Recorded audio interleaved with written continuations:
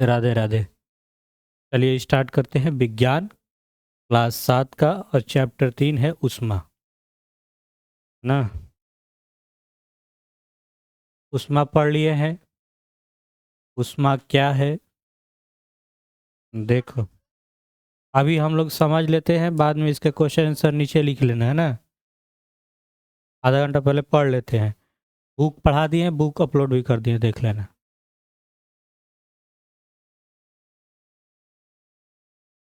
ऊष्मा ऊर्जा का एक रूप होता है जो ताप के कारण होता है। ऊष्मा किसके कारण होता है? ताप के कारण। किसका रूप होता है? ऊर्जा का, एनर्जी का रूप होता है। किसका रूप होता है? एनर्जी यानी ऊर्जा का। किसी पदार्थ के गर्म या ठंडे होने के कारण उसमें ऊर्जा होती है। ठीक, कोई भी पदार्थ ठंडा है या गर्म है, इसका कारण क्या है? उसमें जो ऊर्जा होती है उसके कारण। उसमें उसकी ऊष्मीय ऊर्जा कहते हैं। इसका मात्रक जूल होता है। ठीक है, ऊर्जा का मात्रक क्या होता है? जूल। जूल मात्रक, जैसे द्रव्यमान कोई चीज नापना है, जोखना है, आलू तो केजी में मापते हैं, उसी तरह उसका मात्रक है।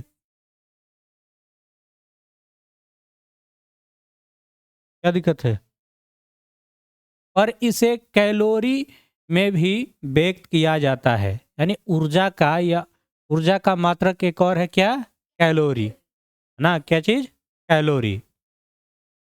जब कभी कार्य ऊष्मा में बदलता है तो ऊष्मा कार्य में किए गए कार्य व उत्पन्न ऊष्मा के अनुपात का एक स्थिरांक होता है, जिसमें ऊष्मा का यांत्रिक तुल्यांक मैकेनिकल इक्विवेलेंट कहते हैं। इसे जे से सूचित किया जाता है। ऊष्मा ऊर्जा का एक ही रूप है। ऊष्मा ऊर्जा का ही एक रूप है। इसमें क्या क्या याद रखेंगे? याद रखेंगे कि ऊर्जा का एक रूप होता है जो ताप के कारण होता है, और ऊष्मा का मात्रक जूल या कैलोरी होता है। ठीक है, चलिए। अर्थात जब किसी निकाय तथा उसके चारों ओर के परिवेश के मध्य उनके तापमान के अंतर हो तो ऊर्जा का आदान प्रदान होने लगता है। यह आदान प्रदान ऊष्मा के रूप में होता है। कल पढ़े थे हम लोग, ऊष्मा हीट कैसे जा रहा है, गर्म से ठंडा की ओर, ठंडा से गर्म की ओर।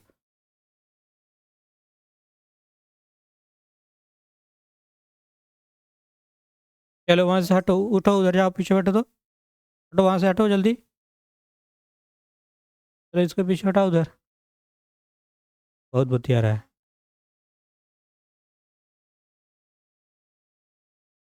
वर्ड मीनिंग वो दोनों याद करके रखो, नहीं तो आ रहे हैं अभी। देखो इधर, ऊष्मा के प्रकार में विशिष्ट ऊष्मा। विशिष्ट ऊष्मा अभी उसमें नहीं आया था, चर्चा नहीं हुआ था, यहाँ पे है, देख लेते हैं। विशिष्ट ऊष्मा, किसी पदार्थ की विशिष्ट ऊष्मा ऊष्माधारिता की तरह पदार्थ के एक विशिष्ट गुण होती है। पदार्थ के 1 ग्राम द्रव्यमान का तापमान 1 डिग्री सेल्सियस बढ़ाने, या बढ़ाने है ना, बढ़ाने के लिए आवश्यक होने वाली ऊष्मा की मात्रा के पदार्थ को हम विशिष्ट ऊष्मा या विशिष्ट ऊर्जा कहते हैं। कोई भी पदार्थ है, उसका 1 डिग्री सेल्सियस अगर बढ़ाना होगा तापमान, तो जितना एनर्जी लगेगा उसे ही कहते हैं विशिष्ट ऊर्जा। ठीक है,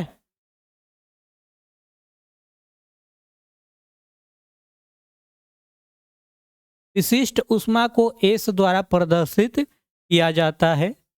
विशिष्ट ऊष्मा का मात्रक जूल प्रति केजी प्रति केल्विन होता है।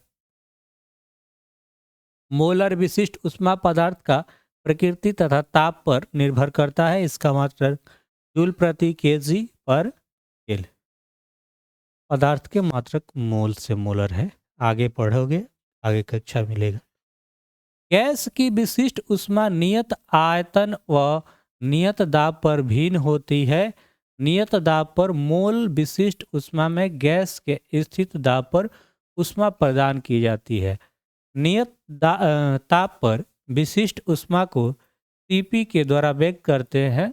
यदि गैस के नियम का आयतन ऊष्मा प्रदान की जाती है तब इस नियम आयतन को मोलर विशिष्ट ऊष्मा कहते हैं। इसे सीवी से व्यक्त किया जाता है। ये बात बुक में नहीं था, है ना? कोई बात नहीं, पढ़ लिए। विशिष्ट ऊष्मा के बाद है गुप्त ऊष्मा।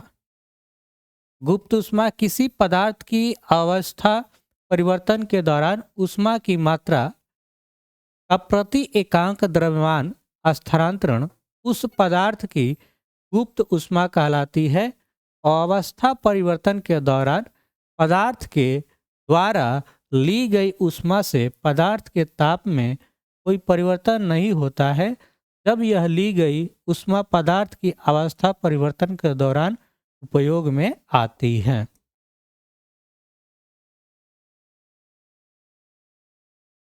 उदाहरण के लिए ध्यान से सुनो। उदाहरण के लिए 15 डिग्री सेल्सियस पर उपस्थित बर्फ को गर्म किया जाए।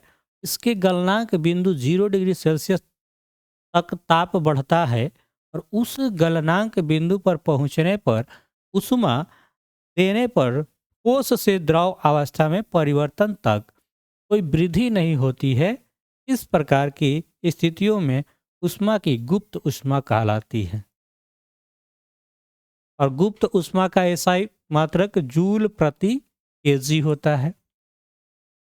गुप्त ऊष्मा का मान दाब पर निर्भर करता है। ये दोनों टॉपिक 7 क्लास वाला एनसीईआरटी में नहीं था। अब विशिष्ट ऊष्मा दिखा था, नहीं दिखा था, गुप्त ऊष्मा में नहीं। जैसे छोड़ देते हैं, फिर आगे मिलेगा तो पढ़ेंगे। ये ऊष्मा संचरण मिला था, ठीक है? ऊष्मा संचरण मिला था। ऊष्मा संचरण ऊष्मा किसी एक वस्तु से दूसरी वस्तु में जाने को अथवा किसी वस्तु में ऊष्मा के मान में परिवर्तन अर्थात ऊष्मा किसी वस्तु से एक स्थान दूसरे स्थान पर जाने को हम ऊष्मा का संचरण या ऊष्मा का स्थानांतरण कहते हैं। कोई ऊष्मा है एक स्थान से दूसरे स्थान जाता है, इस विधि से। ये बात हम पढ़े थे ऊष्मा के संचरण में। ऊष्मा के संचरण का मान माध्यम के प्रकार तथा उनके अणुओं के मध्य होने वाली गतिज ऊर्जा पर निर्भर करती है। ऊष्मा का स्थानांतरण मुख्यतः 3 प्रकार के होता है: चालन, संवहन और विकिरण। चालन, संवहन और विकिरण। चालन किस में होता है? ठोस में। ठोस में पढ़े थे, जैसे चम्मच गर्म हो रहा था, तो वो ठोस हुआ, चालन हो गया। एक संवहन है ना, वायु में। और विकिरण, विकिरण मतलब जैसे सूर्य के प्रकाश हमारे पास आता है और गर्म लगता है, ये विकिरण विधि द्वारा। चालन देखेंगे, चालन क्या है यहां से मालूम चलेगा। ऊष्मा के संचरण की इस विधि में ऊष्मा का हस्तांतरण माध्यम में अणुओं के परस्पर संपर्क के कारण होता है। इसमें माध्यम के एक अणु से निकलकर दूसरे अणु को मिल जाती है। इसमें माध्यम के अणु अपने स्थान में विस्थापित नहीं होते, बल्कि अपने ही जगह पर स्थिर रहकर ऊष्मा का संचरण करते हैं। जैसे मान लो लोहा का कोई रॉड होता है, गर्म किया जाता है इसको, इसमें एकदम छोटा छोटा कण होगा, ये पूरा पैक रहता है।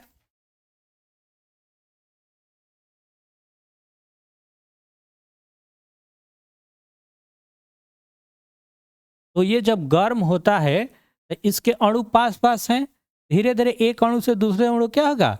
गर्म होते चला जाएगा। इस विधि किस विधि से गर्म होता है?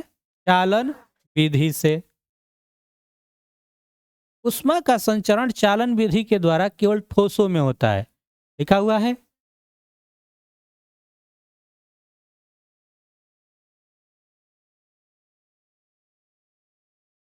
चलो ठीक है, बैठो, अपने बात नहीं करेगा नहीं तो दोनों को मारेंगे। ऊष्मा का संचरण चालन विधि किसके द्वारा होता है? ठोसों में होता है, क्योंकि ठोसों के अणु आपस में पास पास स्थित होते हैं। पूछा जाए कि ठोस के अणु कहाँ होता है? पास पास होता है।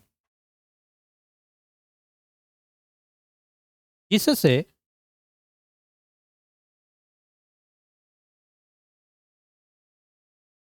हेलो।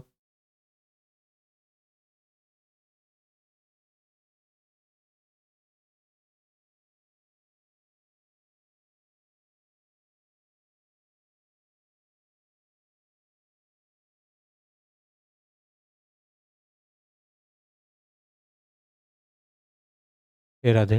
चलो, कहाँ तक हुआ था? चलो, जिससे अणुओं के माध्यम में ऊष्मा का संचरण चालन विधि द्वारा आसानी से होने लगता है। एक बात याद रखेंगे कि चालन किसमें होता है? ठोस में। ठीक है, आगे बढ़ते हैं। सभी धातुओं में ऊष्मा का स्थानांतरण चालन विधि के द्वारा होता है। सभी धातुओं में ऊष्मा का स्थानांतरण किस विधि से होता है? चालन विधि से। धातु बुझाता है इसमें लोहा टीना।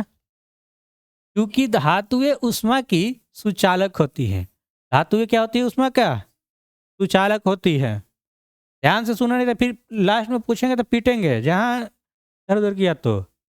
धातुओं की सुचालकता उसमें उपस्थित मुक्त इलेक्ट्रॉनों के कारण थी। अच्छा, धातु सुचालक क्यों होता है? तो ये याद रखेंगे, उसमें मुक्त इलेक्ट्रॉन होते हैं। क्या होते हैं? मुक्त इलेक्ट्रॉन। धातुओं के अंदर उपस्थित इलेक्ट्रॉन किसी भी विधि वृद्धि न होकर धातु के भीतर गति करने के लिए स्वतंत्र रहते हैं और धातुओं में ऊष्मा का संचरण चालन विधि से कराने में सहायक होते हैं। उदाहरण,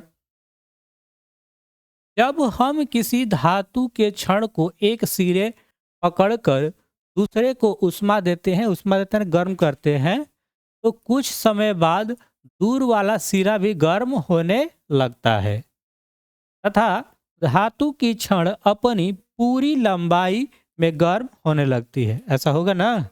मान लो चम्मच में तेल उल गर्म करना हो तो कुछ समय बाद पूरा चम्मचवा गर्म हो जाता है। तो ये था चालन विधि। अगला है संवहन विधि। कौन सा विधि? संवहन विधि। ऊष्मा संचरण की इस विधि में ऊष्मा का संचरण कणों की स्वयं स्थानांतरण के फलस्वरूप होता है। जब हम किसी द्रव पदार्थ को ऊष्मा देते हैं तो ऊष्मा के कारण द्रव का तापमान परिवर्तन होने लगता है और तापमान में परिवर्तन होने से द्रव का घनत्व में परिवर्तन होने लगता है। घनत्व में परिवर्तन होने पर द्रव कम घनत्व वाले कण ऊपर उठने लगते हैं तथा उनके स्थान पर अधिक घनत्व वाले कण उनका स्थान ग्रहण कर लेते हैं। यह प्रक्रिया तब तक निरंतर चलती रहती है। देखो, यहाँ पे पानी गर्म करके बताया था, एग्जाम्पल पढ़े थे। यहाँ से नीचे से ऊपर गर्म होता है, यहाँ से ऊपर ठंडा पानी आते जाएगा, गर्म होते चला जाएगा। जब तक संपूर्ण द्रव का तापमान एक समान नहीं होता है तब तक ये प्रक्रिया चलता रहता है। इसमें कण अपना स्थान परिवर्तन करके ऊष्मा का संचरण करते हैं। ऊष्मा संचरण का यह विधि संवहन विधि कहलाता है। तो द्रव में ऊष्मा का संचरण किससे होता है? संवहन विधि द्वारा। उसमें किससे? चालन विधि। देखो, एक और एग्जाम्पल इसका भी पढ़ लेते हैं संवहन का। वायुमंडल में बादलों का बनना संवहन प्रक्रिया द्वारा ही बनते हैं और इस प्रकार जब हम किसी बर्तन में पानी डालकर उसे गर्म करते हैं तो पानी के गर्म होने की क्रिया में सर्वाधिक महत्वपूर्ण भूमिका संवहन की निभाता है, जिसके फलस्वरूप पानी गर्म होने लगता है। द्रव में ऊष्मा संचरण चालन विधि से भी हो सकता है। अब ये वाला एक पढ़ना है, विकिरण विधि। विकिरण विधि अभी नहीं पढ़ा था? पढ़ा था? नहीं, यही बाकी था विकिरण विधि। समझ लिया जाए यहीं पे। ऊष्मा संचरण की इस विधि में ऊष्मा का संचरण बहुत तीव्र से होता है।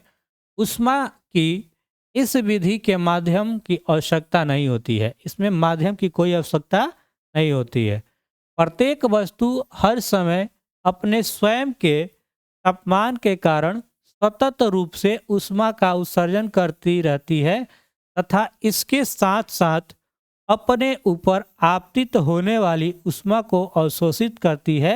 इस प्रकार उत्सर्जित होने उष्मा ऊष्मा को विकिरण ऊष्मा अथवा ऊष्मीय विकिरण कहलाती है।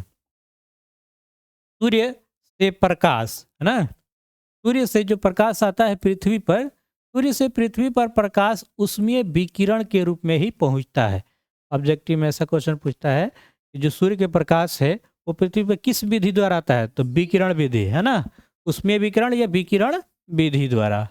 ऊष्मीय विकिरण विद्युत चुंबकीय तरंगों के रूप में प्रकाश की चाल से चलती है तथा ऊष्मीय विकिरण के संचरण के माध्यम के लिए माध्यम की आवश्यकता नहीं होती है।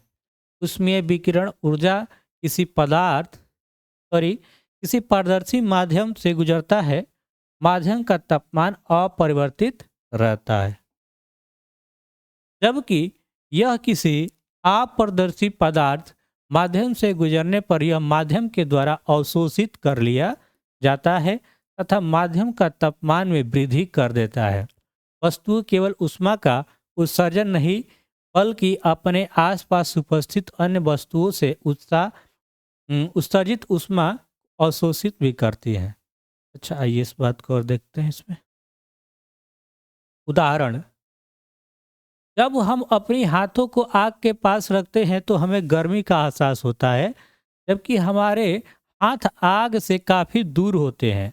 ऐसे ऊष्मीय विकिरण द्वारा हमें अपारदर्शी हाथों के संपर्क में आने के कारण होता है और हमें विकिरण विधि द्वारा ऊष्मा प्राप्त होती है। जैसे हीटर या उपला कुछ तापता है आदमी तो गर्म लगता है ना, दूर से ही नहीं तापता है, तो ये किस विधि से, तो विकिरण विधि से।